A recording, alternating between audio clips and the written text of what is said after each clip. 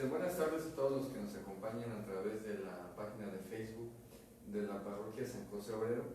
Hemos regresado con las confidencias sacerdotales en una entrega de 2 cápsulas. Esta sería la primera sobre el tema del matrimonio. Nos encontramos con el Padre Edgar, entonces vamos a iniciar el tema del día de hoy. ¿Cómo nos podrías definir con tus propias palabras sobre lo que es la palabra del matrimonio? Bien, buenas tardes a todos, esperando se encuentren bien y que les sea agradable y provechoso este tema acerca del matrimonio para quienes ya están casados, para quienes han vivido la experiencia del matrimonio y también para aquellos jóvenes que pues, el Señor los llame al matrimonio. Hablar del matrimonio es un tanto complejo en el sentido de que cada matrimonio tiene sus propios problemas y por lo tanto propias soluciones. Sin embargo, vamos a tomar elementos del matrimonio partiendo de la etimología del matrimonio. Matrimonio es una palabra compuesta de 2 vocablos latinos, matrix y monus. La matriz, la que da vida y que justamente se une en uno. Y partiendo de ahí, entonces podemos nosotros vislumbrar que el matrimonio es una vocación. Es decir, Dios llama a quien Él quiere a vivir esta vocación del matrimonio. Recordarles que hay 3 elementos fundamentales en la vocación. Todo tipo de vocación tiene 3 elementos fundamentales. Un llamado, que es de parte de Dios. Dios llama al hombre, Dios llama a la mujer al matrimonio. El hombre o la mujer son los que responden. Dicen sí o dicen no. Y una vez que han dicho sí, entonces viene una misión muy concreta. ¿Y cuál es la misión concreta del matrimonio? Alcanzar la salvación a través de esa experiencia de amor, de fidelidad y de respeto. Es así como el matrimonio se va construyendo. Esto es algo muy importante que yo creo que hoy día hemos perdido de vista. El matrimonio se va construyendo en el día a día. Pocas veces nos damos la oportunidad de hablar acerca del matrimonio porque creemos que es un tema que ya está como default, ya entendido, y no. Yo creo que hay mucha riqueza aún todavía por descubrir acerca del matrimonio, el matrimonio como sacramento, el matrimonio como experiencia de vida, el matrimonio como una vocación que planifica a la persona. Yo siempre lo he equiparado con el tema de la ordenación sacerdotal. La consagración sacerdotal planifica el ser de un sacerdote. El matrimonio ha de planificar la vida de un hombre, de una mujer. El matrimonio para mí se convierte en una consagración a Dios a través del ejercicio del amor con tal o cual persona. Y en ese ejercicio del amor, la persona se va planificando. La persona va ayudando a planificarse a su pareja y de esta manera los dos van construyendo su matrimonio de manera constante. Digo, finalmente tú y yo no tenemos la experiencia del matrimonio, pero no por ello el matrimonio. Hablamos desde la teología, hablamos desde la doctrina, hablamos desde la pastoral y a lo mejor tú como laico puedes hablar del matrimonio desde la experiencia personal que has tenido con tu familia, con tus amigos, con los más allegados y que has conocido finalmente temas acerca del matrimonio. Y que es ahí justamente en la experiencia de vida del matrimonio donde se encuentra verdaderamente la riqueza de este tema. Hay algo que me llama mucho la atención cuando mencionas que el matrimonio se va construyendo desde sus inicios. Y a veces creemos que cuando uno, en este caso, se casa, pues creemos que ya todo está como bien definido, ¿no? Como que ya se conocen entre ellos, pero entonces, en este sentido que mencionas, se va a ir construyendo, ¿no? O sea, este matrimonio, pero lleva un proceso, ¿cuánto tiempo? O depende de las mismas personas. El proceso que nosotros conocemos de preparación para el matrimonio se llama noviazgo. Y hay algo muy importante, porque si no se toma la debida importancia durante el noviazgo, no se va a vivir con seriedad el matrimonio. Todo noviazgo, independientemente de la edad en la que se dé, tiene que tener miras hacia el matrimonio. No estoy diciendo que todo noviazgo tiene que terminar en el matrimonio, no.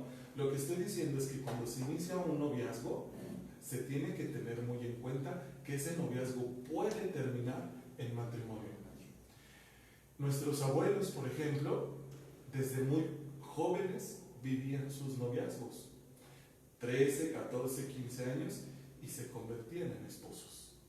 Entonces, eso es muy importante. Si nosotros tuviéramos esa conciencia y educáramos desde esa conciencia, sería, yo creo que muy fructífero para los matrimonios de hoy. Todo noviazgo tiene que tener su seriedad. Todo noviazgo tiene que tener su importancia. Hoy día, con tristeza, veo que sí le hemos perdido esa importancia, incluso esa dignidad al noviazgo. ¿Y por qué digo esa dignidad? El noviazgo que concluye con un matrimonio es una obra de Dios. Es Dios el que está obrando a través de ese hombre, a través de esa mujer, y que quiere unir sus vidas para que juntos alcancen la santidad de vida y juntos alcancen la salvación eterna. Por ser una obra de Dios, lo dice el ritual del matrimonio en el momento del matrimonio. Seguramente quienes se han casado por la iglesia o quienes han participado en el rito del matrimonio eclesiástico, muy seguramente recordarán el momento del consentimiento, cuando unen sus manos y entonces el sacerdote bendice esa unión. Y claramente lo ratificamos de esta forma. Lo que Dios ha unido, que no lo separe el hombre. Tristemente, y hoy día lo vemos muy constantemente, los matrimonios, y perdón, valga la expresión, están muy manoseados. Todo el mundo le quiere meter mano al matrimonio, porque también todo el mundo le ha querido meter mano al noviazgo. Los papás, los amigos, la comadre, el compadre, constantemente estamos poniendo en peligro la dignidad del noviazgo y del matrimonio. El matrimonio se construye así como el noviazgo. De hecho, la palabra casados, que es una palabra compuesta también, que quiere decir casa para dos. Yo sé que la situación a veces económica que vivimos no permite que un matrimonio pueda habitar su propia casa. Sin embargo, es responsabilidad del matrimonio, y así quiero decirlo, es responsabilidad del matrimonio de ellos buscar su propio espacio, aún dentro de la misma casa, aún dentro del mismo hogar, a veces del papá, de los papás del esposo, de los papás de la esposa. Es tarea fundamental del matrimonio buscar esos momentos de intimidad, buscar esos espacios donde ellos van a consagrar su casa a su matrimonio. Yo lo pongo en un ejemplo muy sencillo. Tú tienes una casa, André, y vives en ella y habitas en ella, y para ti es muy importante tu casa, independientemente de las circunstancias en las que se den. ¿Tú permitirías que cualquier desconocido entrara a tu casa? No. ¿A quién le permites la entrada? Familia. A tu familia. ¿A quiénes más? Tal vez a mis amigos. Tal vez a tus amigos. Es decir, a las personas que amas. La casa del matrimonio debe servir como ese lugar de intimidad del esposo con la esposa, y por lo tanto se debe convertir en un lugar consagrado, en un lugar sagrado, que no vas a dejar que venga a ensuciarlo, que no vas a dejar que venga a ponerlo en riesgo nada ni nadie. Pero eso es muy importante. Cuando se realiza la liturgia del matrimonio, especialmente la liturgia de la palabra, tomamos de referencia el libro del Génesis, donde nos dice dejará el hombre a su padre y a su madre para unirse a su mujer, y serán los dos una sola cosa. De modo que ya no son dos, sino una sola cosa. Dejará el esposo a su padre y a su madre, como la esposa. Jamás la palabra de Dios nos habla de un abandono. Abandonar a tus padres, abandonar a los de la esposa. No, nos habla de un dejar, de un saber poner en otro lugar. Y entonces darle lugar primordial a tu matrimonio. Grandes problemas vivimos hoy en día con los matrimonios, especialmente los matrimonios jóvenes, porque no saben poner en un lugar específico su matrimonio. Dejan que los papás sigan decidiendo sobre su matrimonio, sobre sus decisiones, tanto personales como conyugales. Dejan que cualquier persona venga y entonces se meta a la casa y pueda hacer y deshacer con el matrimonio. Yo siempre lo he dicho de esta forma: el matrimonio, que es una obra de Dios y que Él mismo ha bendecido, nos invita a que podamos nosotros contemplar este misterio tan hermoso. Pero también hay de aquella que se mete en un matrimonio. Y lo digo pues con toda claridad, a veces empezando desde la familia. Sí. Suegras metiches, cuñadas, cuñados, suegros que atentan contra el matrimonio. Y hay que tener mucho cuidado y decirlo con toda claridad: el matrimonio es una obra de Dios. Y entonces están atentando contra una obra de Dios. Yo creo que esto es muy importante. Si nosotros comprendiéramos estas ideas fundamentales, los matrimonios serían otra cosa. Porque los matrimonios aprenderían a madurar desde el noviazgo, aprendiendo a ser responsables. Tristemente hoy vemos entre nuestros jóvenes los noviazgos desechables. ¿Por qué? Pues porque nace de una ideología que los papás están permeando mucho en los jóvenes. Tú eres un príncipe y por lo tanto te tienen que tratar como príncipe. Y si alguien no te trata como príncipe, es decir, te dice que tienes que trabajar, te dice que tienes que ser responsable, te dice que tienes que ayudar en casa, te dice que te necesitas aportar tiempo, atención, tu mamá o tu papá te dicen: no, hijo, tú no estás hecho para rendirle a nadie, para mantener a nadie. Para eso tienes a tu padre, a tu madre. No necesitas andar atrás de ninguna vieja. Esas son las expresiones. En el caso de las chicas, ya no son capaces de construir un matrimonio como tal, sino que buscan también estas relaciones desechables. ¿Debido a qué? A las situaciones que permean. Y no estoy hablando propiamente de un machismo, donde la mujer es responsable de esto y el hombre de esto, y no pueden meterse en las responsabilidades de uno del otro, no. Yo creo que un matrimonio se trata de un trabajo en conjunto, un trabajo en equipo.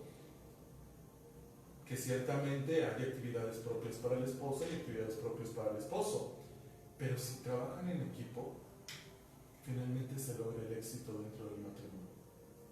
¿Qué es, ahorita que mencionas los matrimonios jóvenes, qué consejo les darías tú a estas personas que nos están siguiendo y que tal vez tienen la inquietud de unirse en matrimonio, pero que aún son muy jóvenes?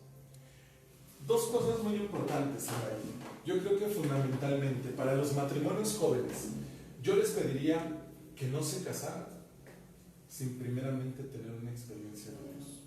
Una experiencia de Dios siempre te va a ayudar, fundamentalmente para vislumbrar la vocación que sea. Hablando concretamente del matrimonio, pues yo creo que Dios ilumina mucho. Y que también se acerquen a buscar, investigar acerca de lo que es el matrimonio. He dicho en muchas ocasiones a varios matrimonios: si la persona que se casa supiera realmente lo que va a suceder en su matrimonio, no tomaría la decisión de casarse. Y no con esto estoy diciendo que el matrimonio es lo peor que pueda pasar, no. Para mí, como sacerdote, estoy plenamente convencido que una de las maravillas que Dios nos ha dado es el matrimonio. Claro. Es la vocación del matrimonio. El matrimonio es una belleza. Es una belleza.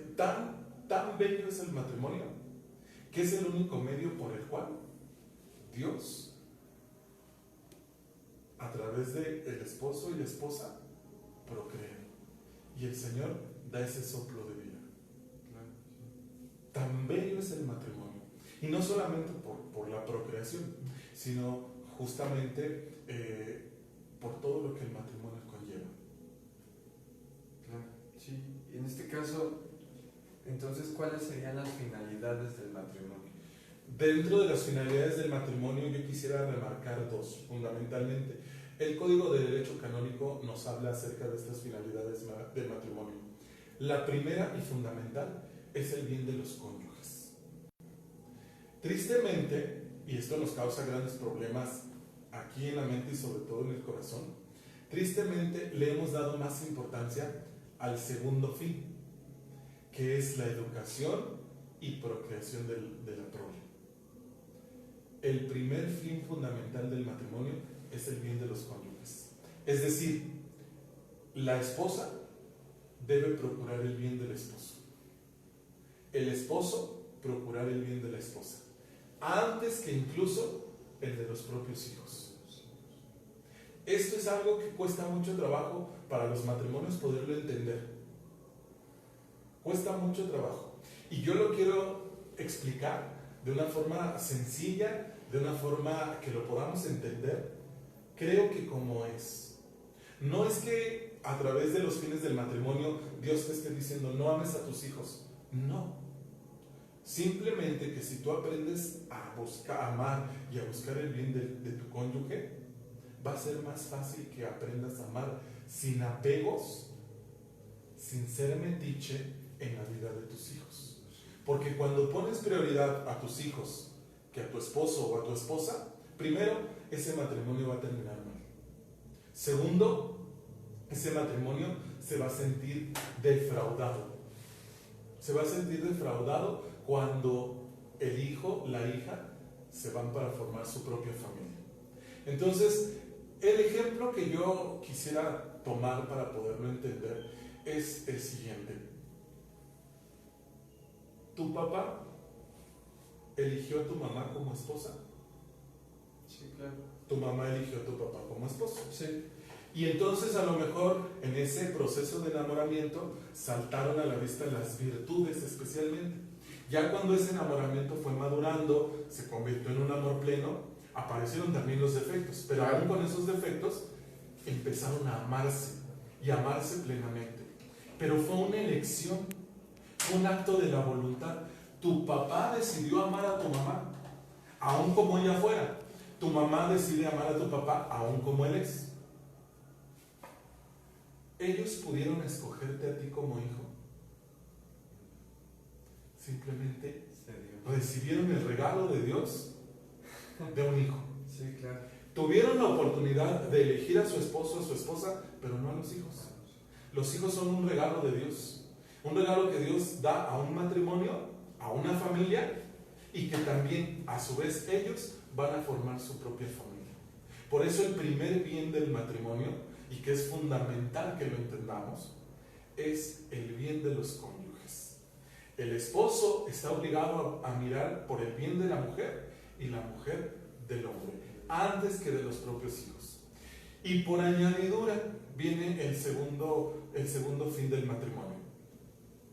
El esposo que busca el bien de la esposa que busca el bien del esposo, por añadidura buscarán el bien de la familia completa, de los hijos.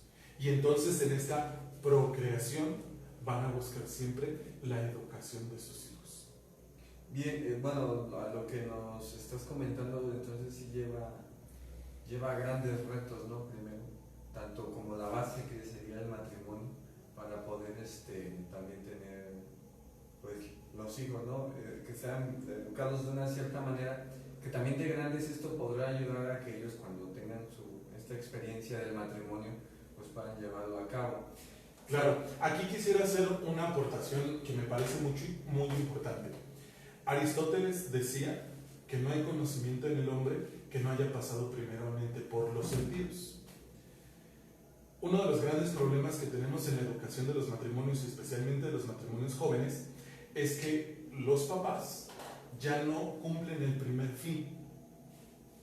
Incluso seguramente han llegado a escuchar esa expresión que dice, pues yo estoy con mi esposo, estoy con mi esposa solamente por mis hijos.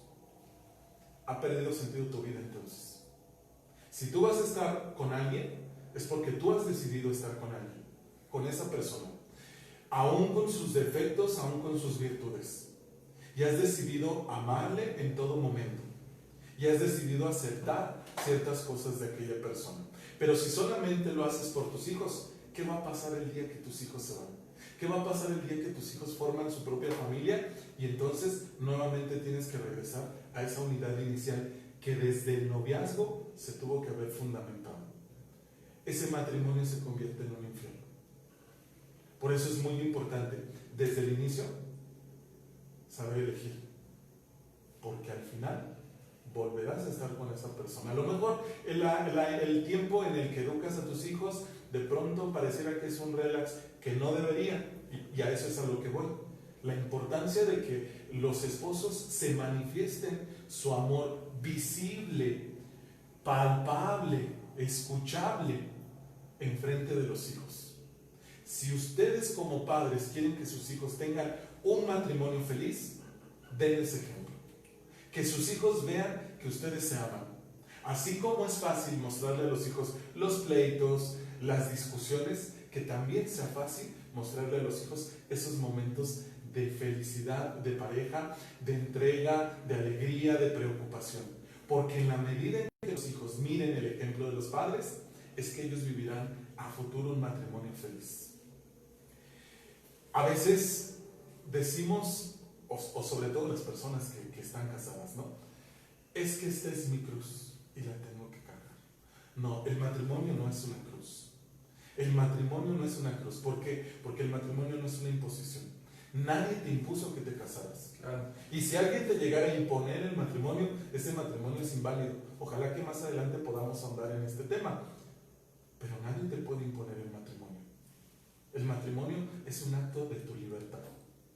No es una cruz. A Jesús no le dejaron elegir, oye, ¿te gustaría cargar una cruz o te gustaría mejor caminar sin cruz? No, le impusieron la cruz. Por lo tanto, el matrimonio, como no es una imposición, no puede ser una cruz. El gran problema y el gran calvario que viven los matrimonios es cómo llevan su matrimonio. Y vivimos en el matrimonio golpes, discusiones, problemas, infidelidades. Y a veces cuando vienen a pedirme consejo los matrimonios y me dicen, padre, creo que yo me equivoqué de vocación. Padre, yo le diría a los jóvenes que mejor no se casen, porque el matrimonio es muy feo.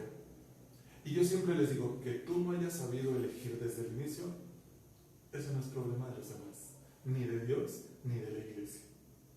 Que tú no te hayas fijado bien y que hayas metido capricho, porque normalmente eso es lo que hacen las parejas, con este. Oye, pero ya viste que es esto y es aquello, mira, es un mujeriego, es un borracho, es un irresponsable. Y lo primero que dicen las chicas, pero conmigo va a ser diferente. Oye, ya viste esta mujer, mira, es bien chismosa, floja, pero conmigo va a ser diferente. Y la sorpresa es que después de 40, 50 años, no hay tal diferencia. Claro, no. O incluso a veces en ocasiones que, bueno, ha pasado, ¿no? Que matrimonios tienen hijos con esa intención, ¿no? De tener solamente a esa persona ahí que se haga cargo de, en este caso, de su hijo, ¿no? En este caso, entonces, ¿nos podrías mencionar cuáles serían las exigencias del matrimonio? Exigencias del matrimonio como tal, yo pondría 3, que encontramos en el ritual del matrimonio, que justamente en el momento del consentimiento, cuando de manera libre y pública el esposo se consagra a la esposa al esposo, manifiestan 3 compromisos fundamentales dentro del matrimonio: amor, fidelidad y respeto. Estas son fundamentales. Esta es la forma en la que el matrimonio debe vivir. Este es el método por el cual el matrimonio va a alcanzar la santidad y por lo tanto la vida eterna. Actualmente, ¿tú crees que los matrimonios, en este caso pongamos a jóvenes, que es lo que más se está dando, cumplen con estas tres exigencias? Pues yo creo que en muchas ocasiones ni siquiera las saben, ni siquiera las conocen. Creen que amar es solamente sentir bonito. No, el amor va mucho más allá. Normalmente en la liturgia del matrimonio, en la liturgia de la palabra, nosotros tomamos la carta de San Pablo, la primera carta de San Pablo a los Corintios, capítulo 13, que es el himno al amor, donde nos describe claramente lo que es el amor y lo que no es el amor. Un poquito como para poner en contexto, nos dice San Pablo que el amor no es egoísta, no es envidioso, no se goza con la injusticia, sino que por el contrario, goza con la verdad, cree sin límites, espera sin límites. Al final termina diciendo San Pablo, no hay nada más perfecto que el amor. Yo puedo tenerlo todo, pero si me falta el amor, dice San Pablo en este ejemplo, sería como una campana que resuena, como unos platillos que aturden. Es decir, no hay armonía, no hay paz. Hay solamente ruidos, hay solamente basura. Y el matrimonio puede convertirse en eso cuando no somos conscientes de lo que es verdaderamente el amor. Y el amor, por eso decía, no solo es sentir bonito. El amor va mucho más allá. El amor es una entrega generosa y total, una donación de tu propio ser. Que si no lo aprendes a vivir desde tu propia persona, es decir, si no sabes amarte a ti mismo, jamás podrás amar a alguien. Claro. Dice un dicho popular, nadie da lo que no tiene. Si no eres capaz de darte amor a ti mismo, no presumas que puedas amar a alguien más. Eso que vas a dar al otro no es amor. Y no te engañes, no es amor. Ponle el nombre que quieras, capricho, conveniencia, atadura, pero no es amor. Hoy encontramos en el vocabulario de los jóvenes la palabra tóxico, tóxica. Eso que ellos definen como tóxico, tóxica, no es amor. Y esa palabra lo define claramente. No es amor, porque ni está en la verdad, ni está en la justicia, y mucho menos busca el bien del otro. Claro. Al contrario, busca la destrucción. Entonces, creo yo que fundamentalmente para poder vivir el amor dentro del matrimonio y todo lo que implica el amor dentro del matrimonio y el amor como esposos y como padres de familia, nace primero del ejemplo que ven en familia, del ejemplo de que ven de los más cercanos, pero también de un amor de amistad. Si tú como persona no sabes amar a tus amigos, pues dudo mucho que puedas tener una experiencia de amor pleno con una pareja, porque normalmente todo empieza a partir de la amistad. Claro. Y en este sentido, cuando tú recibes a un noviazgo que quiere entrar en este proceso del matrimonio, ¿en alguna ocasión les has dicho no se casen por la situación en la que tú ves cuando platicas con ellos, la situación? Sí. Has dicho. Gracias a Dios he tenido bellas experiencias. Y digo bellas experiencias porque me ha tocado unir a algunos jóvenes en noviazgo. Tú eres a veces muy perspicaz y te das cuenta de cuando alguien está enamorado de una chica y cuando ese amor puede dar fruto. Y también eres muy inteligente para poderte dar cuenta cuando un amor no va a dar fruto. Entonces me ha tocado acompañar matrimonios desde el proceso de la amistad.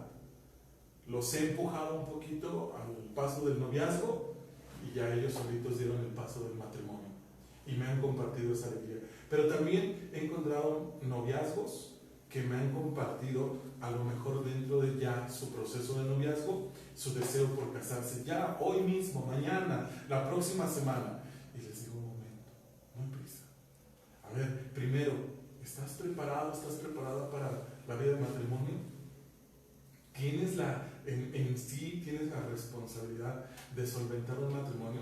Porque si se van a ir a vivir a la casa de tu mamá, dormir en la misma, comer en los mismos platos que estaban comiendo, pues no tiene sentido. Claro. ¿Por qué? No porque esté mal eso, sino porque habla de que no hay una verdadera preparación. No hay una preparación física para el matrimonio y mucho menos espiritual. Entonces, normalmente esos matrimonios pues, están fracasados, están destinados al fracaso. Por lo tanto, siempre es conveniente decir, no se casen. Vivan su proceso, acepten la ayuda, y si después de ese proceso y esa ayuda, idea de casarse, adelante. Dios bendecirá su matrimonio. Es una gran responsabilidad, ¿no?, la que se tiene que tener en cuenta para esto. Ya para finalizar esta primera cápsula, ¿crees que exista una edad donde haya una madurez para poder dar el paso hacia el matrimonio? Sí, hay una edad específica, pero no te puedo hablar de años. Te hablo de la edad en la que tú alcanzas una madurez humana y espiritual. Pudiera parecer imposible entonces el matrimonio. Padre, pues yo, ¿cuándo voy a ser plenamente maduro como hombre, como mujer y mucho más como cristiano? Yo creo que esa madurez se alcanza no por los muchos conocimientos, sino por la gran disposición que hay. La gran disposición que hay para algo fundamental dentro del matrimonio. Y yo creo que la próxima semana que hablemos acerca del matrimonio, que continuemos con este tema, tocaremos el tema de la fidelidad y del respeto, que nacen de algo muy importante que se nos olvida dentro del matrimonio, que es el diálogo. El diálogo es clave fundamental. Claro. Fundamental para todo tipo de relación, pero de manera primordial en el matrimonio. Hoy el tiempo, las prisas y especialmente los medios de comunicación como son los teléfonos celulares están rompiendo los diálogos entre los matrimonios. Muy interesante. Eso pues lo tomaremos la siguiente cápsula. Igual invitamos a todos los que siguen la página que sigan mandando sus preguntas para que nos compartas tu experiencia, y bueno, te agradecemos que otra vez estés aquí con nosotros pues compartiéndonos sobre este tema que es del matrimonio. Muchas gracias. De igual manera, que Dios los bendiga, especialmente a los matrimonios, que San José y María Santísima les concedan la gracia de vivir el matrimonio conforme a la voluntad de Dios. Y si por alguna razón en este momento no están viviendo su matrimonio conforme a la voluntad de Dios, esperemos que estas cápsulas les sirvan de ayuda. Que Dios los bendiga a todos. Hasta luego.